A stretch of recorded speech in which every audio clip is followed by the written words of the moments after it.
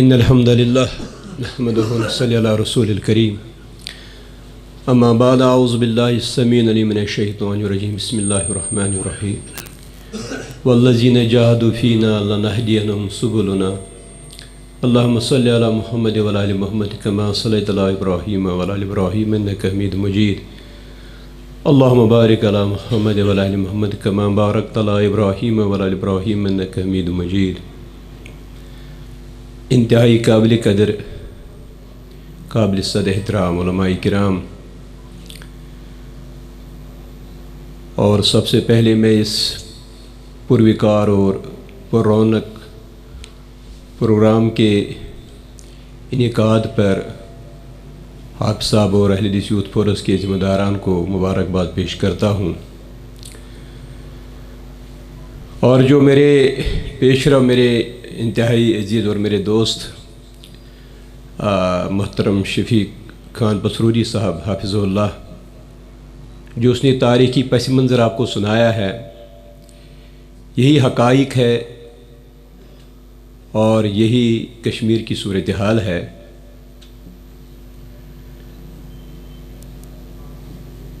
بے ہم مسلمان ہیں یا کافر ہے، تیسرا ہے منافق۔ اور اللہ کے ہاں دو ہی کیٹیگری ہے، یا مسلمان ہے یا غیر مسلم ہے، مسلمان ہے یا کافر ہے، لیکن اچھی خاصی تعداد ہے جو اکثریت ہم منافقین ہیں، چونکہ ہم نے اسلام کا نام تو لے رہے ہیں لیکن اسلام کے تقاضے ہم سے پورے نہیں ہو رہے، اور اسلام کا وہ فلسفہ ہے اس سے بھی ہم کوسوں دور ہیں، ورنہ یہ کوئی بات نہیں ہے کہ کشمیری اس جنگ کو، عسکری جنگ کو یہ جیت چکے ہیں۔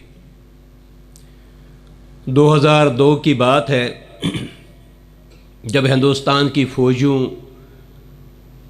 کی مرمت مجاہدین نے کی ہے اور ہر طرف تیز بہدف کارروائیاں ہو رہی تھی، اور ہندوستان کے دو جرنیل تھے ایس کے پدمنابھن اور وی پی ملک، جنہوں نے کھل کر پریس کانفرنس میں اس بات کا اظہار کیا ہے کہ ہم اس مسئلے کا کوئی ملٹری سلوشن نہیں ہے، آپ مجاہدین سے بات چیت کریں۔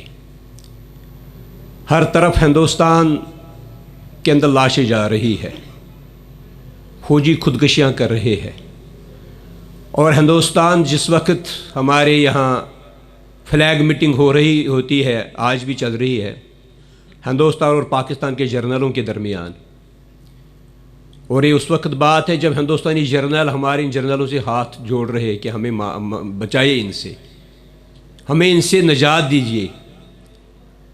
مجاہدین کا اتنا خوف، اتنا ڈر تھا ہندوستانی فوج کے اوپر، ہندوستانی قیادت کے اوپر۔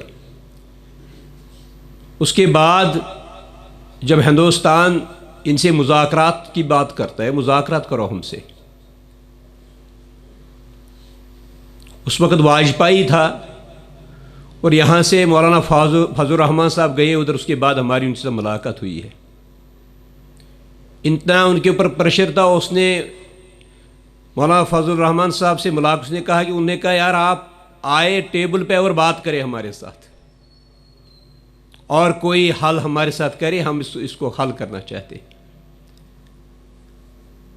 اور اگر ہماری قیادت کو اپنے اوپر بھروسہ نہیں تھا، یا انہیں اپنی کمزور ایمان کا پتہ تھا، ہم ایمان ہمارا اتنا نہیں کہ ہم استقامت اختیار کریں، تو انہیں اسی وقت ہندوستان کے ساتھ مذاکرات کرنی چاہیے تھے، بہت کچھ حاصل کر سکتے تھے۔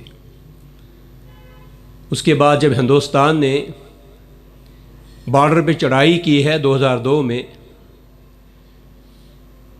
تو اس کے بعد آپ کو یاد ہوگا وہاں کی قیادت اور یہاں کی قیادت نے،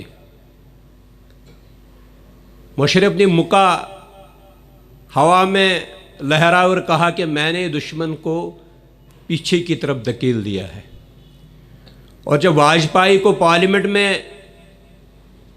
وہاں اسے سوال و جواب کیا گیا تو واجپئی نے ایک بات بتائی. اس نے کہا ہم نے دشمن سے جنگ جیت لی ہے بغیر ایک گولی چلا کے. اس کے بعد مشرف سرکار کی طرف سے پسپائی شروع ہو گئی ہے. سیز فائر بھی ہوا ہے, باڑ بھی لگوائی ہے, سارا بارڈر دشمن کے حوالے کیا ہے. اس کے بعد ہندوستان کو موقع دیا, اس نے اپنے جو پکٹس ہوتے ہیں جو اپنے بارڈر پہ جو نا ان کی لائن ہوتی ہے اس پہ اس کو مضبوط کیا ہے. اور اس طرح اس تحریک کے اوپر شب خون مارا گیا ہے. اور کشمیریوں نے کبھی سرنڈر نہیں کیا. جیسے میرے بھائی کہہ رہے تھے تب سے آج تک, پاکستان کے وجود سے پہلے کی بات ہے, کشمیری نہ رکے ہے نہ بکے ہے اور نہ ہی وہ سرنڈر کر سکتے ہیں. اور مجھے اسی طرح یقین ہے جس طرح صبح چڑھتے ہوئے سورج کی کہ کشمیر کی آزادی اس کا مقدر ہے انشاءاللہ. اللہ تبارک تعالیٰ ان قربانیوں کو رائے گاہ نہیں لینے دے گا. لیکن سوال ہے اس قیادت کے اوپر ہے جنہوں نے 5.25 لاکھ کشمیری خون کے ساتھ سودا کیا ہے, کشمیری کی قربانیوں کو نظر انداز کیا ہے. اگر آپ ان کو یہ پتا تھا کہ ہم ان کشمیریوں سے وفا نہیں کر سکتے تو ہمارے ہاتھوں میں بندوق کیوں تھاما ہے؟ آج جہاں ہر طرف قبرستان آباد ہے, وہ گلشن سارے جہاں آگ کے شعلے اٹھ رہے ہیں, در و دیوار بارود کے ڈھیر ہے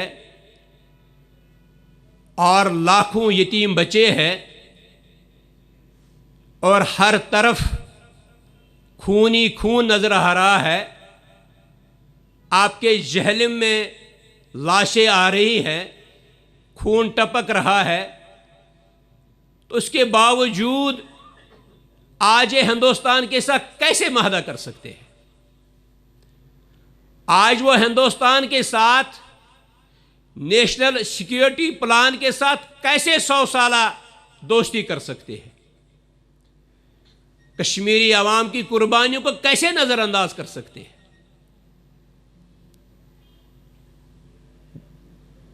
5 اگست 2019 کے بعد کشمیر کی صورتحال ہی بدل گئی ہے. مشرقی پاکستان پاکستان کا ایک حصہ تھا اور اس میں ہندوستان نے تحریک چلائی ہے, براہ راست اپنی فوج داخل کی ہے. ہماری تاریخ پہ بھی ایک کلنگ ہے, ایک بدنما داغ, اتنی بڑی مسلمان فوج جو سرنڈر کی ہوئی ہے.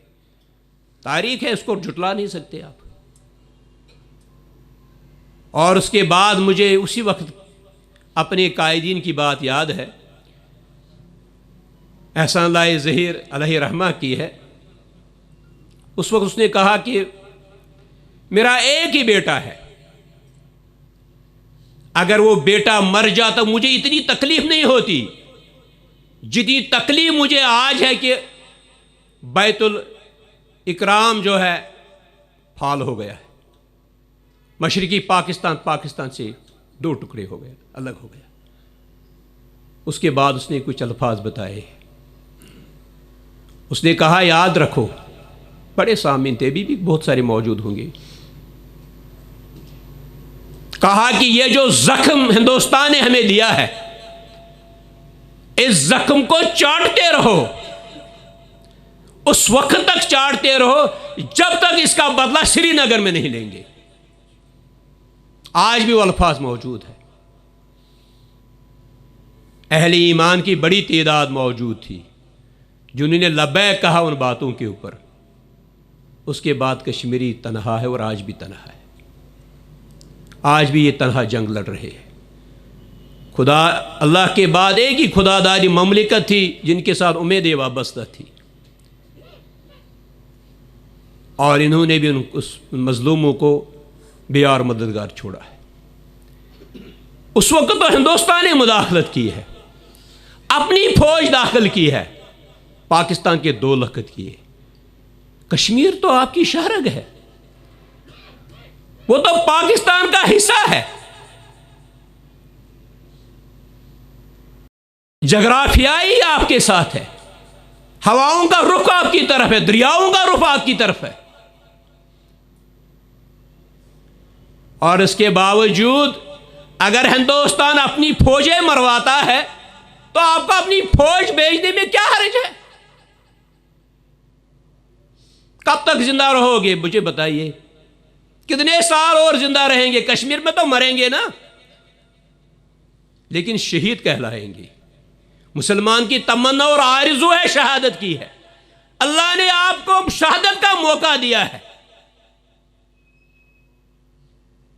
6 مشرقی پاکستان میں 6 لوگوں کا کردار تھا، یاد رکھو۔ تاریخ اس لیے ہے کہ تاکہ ہمیں ماضی کی غلطیوں کو ہمیں اس سے سبق سیکھ لے۔ 6 لوگ تھے، ہندوستان کے 3 تھے، ہمارے 3 تھے۔ ان کی اندرا گاندھی تھی، جنرل اروڑا تھا، اور مانک شاہ چیف آف آرمی اسٹاف، 3 لوگ وہ تھے۔ ہمارے بھی 3 تھے، ذوالفقار علی بھٹو تھا، یحییٰ خان تھا، اور جنرل نیازی تھا۔ میں بنگلہ دیش میں گیا، میں نے وہ ساری چیزیں دیکھی ہے ادھر، کس طرح ایک مسلمان جرنیل اپنا پسٹل جو نہ دے کر بڑی شرمندگی کے ساتھ ان کے سامنے پیش کرتا ہے۔ میں اتنا رویا ادھر، میں نے کہا بنگال ہے کیا کر رہے؟ میں نے کہا بس کچھ نہیں، یہ مسلمانوں کی ایک تاریخ ہے، بدنما تاریخ ہے۔ اس کے بعد بھی شرم نہیں آ رہی ہے؟ آپ کے بھائی بدلہ لے رہے سری نگر میں، آپ کی طرف بڑے ہوئے پاؤں کو روک رہے، ہاتھوں کو روک رہے ہیں، اس کے بعد معیار مددگار چھوڑ دیں ان کو؟ یہ اسلام ہے؟ یہ مسلمانیت ہے؟ یہ آپ کی شہرگ ہے؟ اگر ہندوستان کر سکتا آپ کیوں نہیں کر سکتے ہیں؟ اتنی بڑی فوجی طاقت، 10 لاکھ سے زیادہ فوج، ایک ایک گھر کے باہر فوجی ہے۔ 5 اگست کے بعد دنیا ہی بدل گئی ہے کشمیر کی۔ پہلے آہستہ آہستہ کر کے ہمیں کمزور کیا گیا، اس کے بعد ہندوستان کے ساتھ سیز پر کیا گیا۔ اب ہندوستان جرأت نہیں کر سکتا ایسے اقدامات کی ہے، لیکن اب کیا، صرف ایک تقریر کے بعد اقوام اور کچھ بھی نہیں کیا، عملی طور کچھ بھی ان مظلوموں کے ساتھ نہیں کیا جو انتظار کر رہے تھے پاک فوج آئے گی۔ لیکن ہم نے یہ بھی ان کو بتایا، یہ باتیں بھی ان تک پہنچائی ہے، کبھی ہم نے یہ مطالبہ نہیں کیا پاکستان کی قیادت کو کہ آپ اپنی فوج بھیج دیں، حالانکہ بنتا تھا حق ان کو بھیجنے کا، ان کی شہرت تھی، پاکستان اس کے بغیر نامکمل ہے۔ پھر بھی ہم نے ان کو نہیں کہا آپ اپنی فوج بھیج دیں، ہم نے کہا ہم آپ کی فوج ہے، ہم پاکستان کی فوج ہے، ہمیں آپ کے محلات نہیں چاہیے، ہمیں آپ کی کوئی سوائے سپورٹ کے چاہیے دشمن کے خلاف، وہ سپورٹ جس کی ہماری ریکوائرمنٹ ہے وہ ہمیں چاہیے، ہم پاکستان کے سپاہی ہیں۔ لیکن نہیں ہوا ہے۔ تو میرے بھائی، آپ سیکیورٹی پلان میں ان کے ساتھ دوستیوں کی باتیں ہو رہی ہے، امن کی باتیں ہو رہی ہے، تو پہلے تو امن ہی تھا، امن کیوں بگاڑا پھر؟ اب اس میں یہی ہے کہ جہاد کی کوئی گنجائش نہیں ہے، کیونکہ کشمیر آپ کی سیاست سے آزاد نہیں ہو سکتا ہے۔ تاریخ اٹھا کے دیکھیے، مسلمانوں کا ایک چپا تاریخ میں دیکھیے کہ مذاکرات کے ذریعے وہ آزاد ہوا۔ آج جو بھی خطہ آزاد ہو تو جہاد کی وجہ سے آزاد ہوا، آزاد کشمیر آزاد ہو تو جہاد کی وجہ سے آزاد ہوا۔ کشمیر جب اس نے آزاد ہوا، جہاد کی وجہ سے آزاد ہونا ہے۔ لیکن میرے بھائیوں، آپ اپنی ذمہ داریوں کو دیکھیے، کاش یہ بات آپ کو سمجھ آ جائے کہ غزوہ ہند کے آپ انصار ہیں، انصار بنایا. ایک بدترین کافر بنیا تمہارا دشمن ہے, تمہارے بارڈر کے ساتھ ہے, اور انہیں پاکستان جچتا نہیں ہے. جو قیادت اس وقت ہے, ان کا جو مینیفیسٹو تھا, الیکشن میں ایک کر کے جا رہے ہیں. انہیں کہا انڈیا کو ایٹمی طاقت بنانا, وہ بنایا. انہوں نے این آر سی کر کے مسلمانوں کو یہاں سے بے دخل کرنا کوشش جاری, این آر سی بنا لیا ہے. انہوں نے 370 ختم کیا, 35 ختم کیا ہے, اور سب کچھ. جو اس کے بعد آزاد کشمیر کی باری ہے, وہ کہتا ہے سال 2 سال میں اس کو بھی ہم آزاد کریں گے. پھر آپ دیکھتے رہیں گے. بابا اللہ نے آپ کو موقع دیا, جہاد کے راستے کوئی روک نہیں سکتا ہے. اگر آپ کے اندر میں وہ ایمان ہے, اگر آپ کے اندر وہ جذبہ ہے, وہ غیرت ہے, تو جہاد کا راستہ تمہارے لیے کوئی نہیں روک سکتا ہے. کشمیر میں معصوم بچوں کو فیک انکاؤنٹر میں شہید کیا جا رہا ہے. پچھلے مہینے میں آپ نے دیکھا ہے. اب وہ شہادتوں کی لاشیں نہیں دے رہے ہیں, اب میتے لواحقین کے حوالے نہیں کر رہے ہیں. ذرا سوچئے, کسی کا بیٹا ڈوبتا ہے کسی نہر میں, 4-5 دن یا مہینے تک ڈیڈ باڈی, اس خاندان کے ساتھ کیا بیت رہی ہوتی. اور جن کی ڈیڈ باڈی دیتے ہی نہیں ہے, اس کا چہرہ بھی نہیں دکھاتے ہیں, ان کی لاش بھی نہیں دیتے, ان کا کیا حال بن رہا ہے, ان کے ساتھ کیا بیت رہی ہے. پچھلے دفعہ 3 ڈاکٹر مدثر تھا, ایک الطاف, اس کا ایک پیان تھا, فیک انکاؤنٹر, تینوں کو شہید کیا گیا. اس کے بعد 2 سال کی معصوم بچی اور اس ڈاکٹر مدثر کی بیگم رو رو کے کہہ رہی ہے, روڈوں پہ سڑکوں پہ مارا ان کو, لیکن وہ بچے, معصوم بچے کے ساتھ آئی ہے, کہہ رہی میری بچی کو دیکھ لے, یہ تمہیں قاتل نہیں مانگتے, قاتل کی مطالبہ نہیں کرتے, یہ کہتا ہے میرے بابا کی لاش دے دو, میرے ہسبینڈ کی لاش دے دو, میں ان کو دفناؤں اپنے ہاتھوں سے. اب قاتل کس کو میں مانگوں, مجھے ڈیڈ باڈی چاہیے. کتنے ایسے لوگ ابھی بھی موجود ہیں, فیس بک کو بھی آپ نے دیکھا ہے, جو قبریں کھودے ہوئے ہمارے عزیزوں کی لاشیں دیں, ہم ان کو دفن کریں, لاشیں نہیں دے رہے. ایک بچی اس وقت تہاڑ جیل میں ہے, بھائی شہید کیا گیا, باپ کے ساتھ احتجاج کیا, آزادی کے نعرے لگائے, پاکستان کے نعرے لگائے, دونوں باپ بیٹی کو اس وقت تہاڑ جیل میں پہنچا گیا. بیٹا اس طرف شہید ہے, وہ جیل کے اندر. میرے ایک ساتھی ان کے ساتھ بات کروائے تھے, اس نے کہا, اس بچی نے رو رو کے کہا بھائی میں آپ کو کچھ نہیں کہہ سکتا, میرے ساتھ کیا بیت چکی ہے. اہل پاکستان یہ تمہارے بھائی ہے, یہ تمہارے مسلمان بھائی ہے, یہ تمہارے پڑوسی ہے, تمہارے دشمن کے ساتھ لڑ رہے ہیں, تمہارے دشمن کو روک رہے ہیں. آپ ذرا دیکھیے, آپ بھی بیٹیوں والے ہیں, اللہ آپ کی بیٹیوں کو محفوظ رکھے, اللہ آپ کے گھروں کو محفوظ رکھے. جو ایک رات کو پورے شان شوکت کے ساتھ رہ رہا ہے, صبح جب جاتا تو گھر کے جو نا یہ کپڑوں کے سوا اور کچھ بھی نہیں, سارا بلڈوز کرتے اس کے گھر کو, کیا ان کے ساتھ بیت رہی. ایک نہیں, جہاں ایک مجاہدین کو شہید کرتے, کئی گھروں کو وہاں جو نا زمین بوس کر دیتے ہیں. ایسی پالیسی مودی نے بنائی ہے کہ وہاں سانس لینا دشوار ہو رہا ہے. اور یہی موقع ہے اہل پاکستان کی آزمائشوں کا.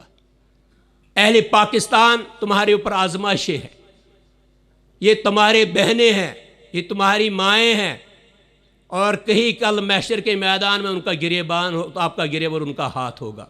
اللہ کے عذاب سے ڈرے. یہ مکافات عمل اگر آج آپ نے ان کو نظر انداز کیا ہے, اگر آج اس قیادت کو آپ نے روکا نہیں ہے, اگر آج یہ سیاسی جماعتیں جو روز آ رہے ہیں, اگر اس مسئلے کے اوپر نہیں آ رہے ہیں, حکومت کو نہیں روک رہے ہیں, یہ دینی جماعتیں, یہ سیاسی جماعتیں ہیں, جب تک اس کے اوپر رات دن ایک نہیں کرتے ہیں, تب تک آپ کی شہرت بچ نہیں پائے گی. یہ ایک دن سے تقریریں، ریلیاں، ہاتھوں کی زنجیر، اس سے آپ کشمیر کو آزاد نہیں کرا سکتے۔ جب تک عملی اقدامات کی ضرورت ہے، وہ ضرورت ہے جو مجاہدین کی ضرورت، وہ آپ فراہم کرے، مجاہدین کے شانہ بہ شانہ چلے۔ اور جب یہ قوم عزم کرے، 22 کروڑ عوام ہے، اگر یہ 22 کروڑ عوام عزم کرے، کوئی کچھ بھی نہیں بگاڑ سکتا ہے۔ جب ہندوستان کو یہ پتہ چلے 22 کروڑ عوام نے عزم کیا ہے کشمیر کی آزادی کا، تو اللہ کے فضل، خوف اور ڈر کو ویسے آپ کو دے دیں گے۔ لیکن غفلت میں رہ کر آپ کو پلیٹ میں کوئی کشمیر نہیں دے سکتا ہے۔ اور وہ کشمیری جو آپ کی طرف دیکھ رہے ہیں، محشر کے میدان میں اللہ کے سامنے جواب دہ ہے، قیادت بھی جواب دہ ہے، سیاسی جماعت بھی جواب دہ ہے، اور ہماری دینی جماعت بھی جواب اللہ کے سامنے ہے۔ اقول قولی ھذا واستغفر اللہ ولکم وآخر دعوانا الحمدللہ۔